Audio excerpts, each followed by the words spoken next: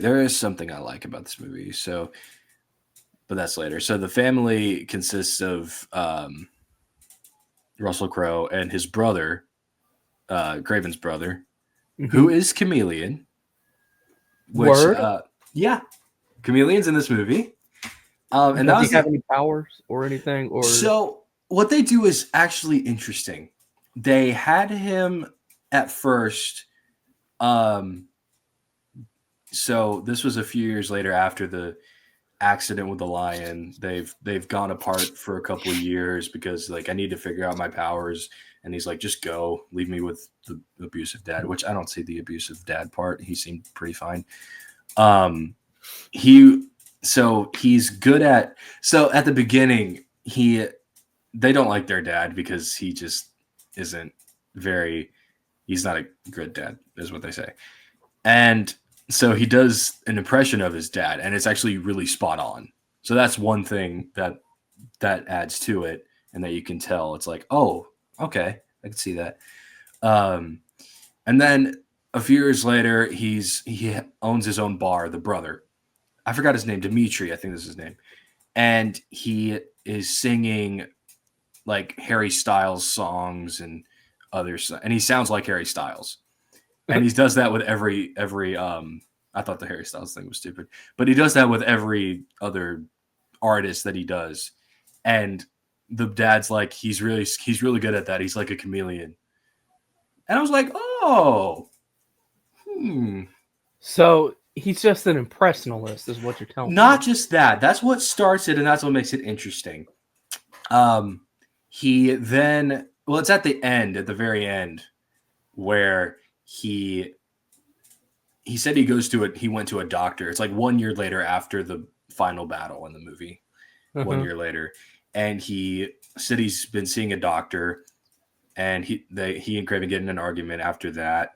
Then he goes out. Kraven's like, wait, and he turns around, and it's Kraven's face. Like Kraven's looking at himself. Yeah. And then Dimitri, the brother, walks away, shapeshifts into the chameleon face, and then turns back into his normal face. So that's what the doctor did, apparently. So made him look like that. I'm gonna see if I can look up an image of Chameleon from Kraven. Because it sounds like you're talking about a mutant, or like someone with like mutant like powers. Not X-Men mutant, but Right. Someone with like different, like a shape-shifting DNA power. Right. Yeah, but someone like his face was altered. He looks like Chameleon, kind of crappy looking, but they're. I mean, to be fair, in the comics, it's just kind of bad on its own. Yeah, but I still kind of liked it. I've always been fascinated by Chameleon. I thought he was pretty cool. He was the first villain Spider-Man fought. Oh. Which is pretty neat. Which is weird given the fact that he has never had a single screen time in any live action film or in any animated show as the first villain. Yeah. He wasn't in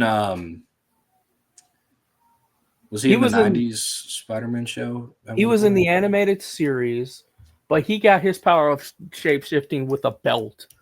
I think it was a belt made by Alistair Smythe. Okay.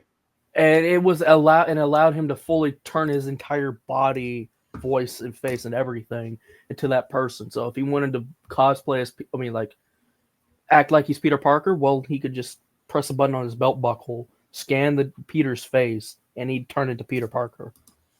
Okay. Gotcha. On all these shows I know he was in was that one in Spectacular Spider-Man. But in Spectacular, he was more the master of disguise sort of thing. I liked him in I really liked him in that. Everything with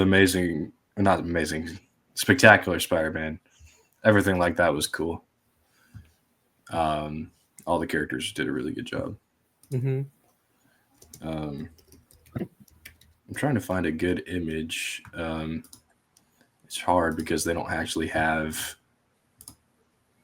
because you can't find it on Google for some reason. But luckily, I have TikTok. And I know that's not what people want me to say. But so spoilers for the movie, I guess. But this is what he looks like. And I do want your opinions because I have some of my own. Oh. Yeah. So he kind of looks like that movie, like, what's that movie? Planet 51 looking. Not Planet 51. It's not really good CGI. Let me try to go back a little bit. It looks like iRobot. Yeah, it does kind of look like iRobot, but it's not the best. But I kind of like what they did with him. That's one thing I'll say. That's I pretty will good. say, I do like the comic accuracy they were attempting to go for. Yeah. What I don't like is how some things in comics should not be adapted. That looks like one of them. Yeah, if they made it realistic, kind of maybe had him. I don't know how you do that. Well, here's a start. You can have him have a nose. That is true. Maybe he could have a disfigured face. Or just pale skin or something. Yeah, that could work. But I do like that concept of what he did. Yeah. I thought he was. Actually, there is a pretty. Well, I don't know if this was a good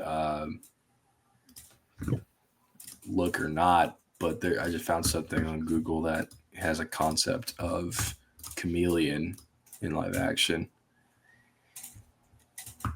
That would look 10 times better if he didn't look like Jason Voorhees. Yeah, he looks like, to me, just Jason. Yeah, he also looks like Taskmaster in the new Thunderbolts movie. To me, he kind of looks almost like Prowler with the suit. Yeah, I agree. Jason with a Prowler suit would, oh god, that'd be haunting. Yeah. Also, I do like the belt. What you mentioned earlier, that's cool. Mm-hmm. Man, that would go hard, dude. The more I'm thinking about it, the more it's like, whoa, that'd be awesome. I mean, you would think because everybody loves to do nanotech or like some sci-fi futuristic technology in the MCU, Chameleon hasn't fit right in yet. Right. Because they could adapt the belt idea. Mm-hmm.